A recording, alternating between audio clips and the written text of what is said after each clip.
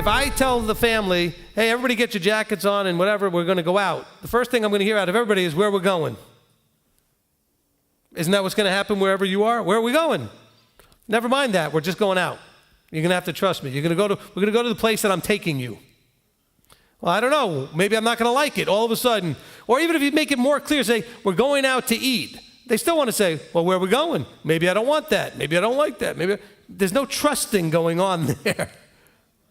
Here, Avram's being told to take everything and just leave, and he never once says, where am I going?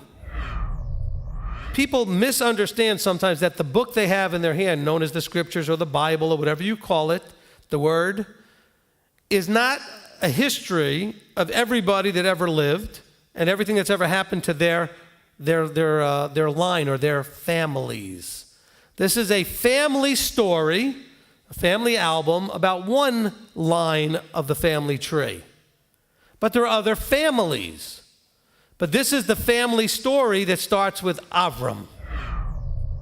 So Avram moved his tent and went and dwelt by the terebinth trees of Mamre, which are in Hebron, and built an altar there to Yahweh. Again, see what he does in reaction to being offered blessing? He makes sure to stop and say, thank you. That's what the altar is all about.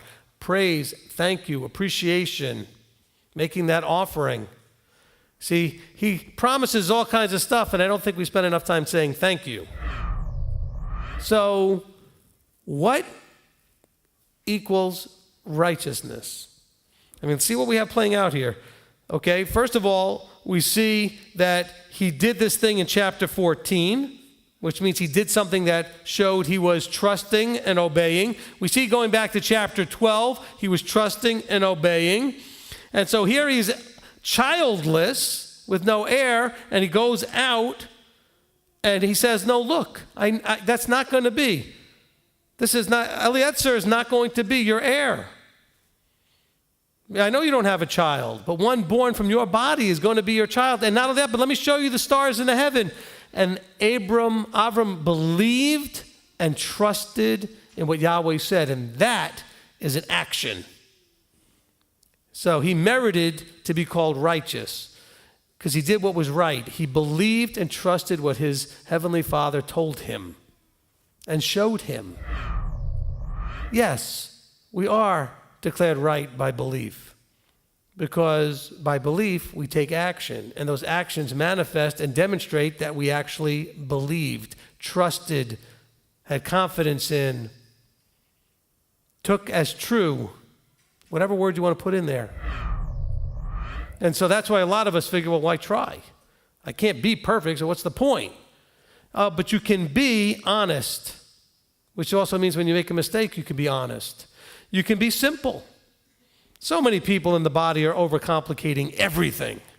You can be upright and honorable. We have a really bad problem in the body and in the world in general with people lacking honor.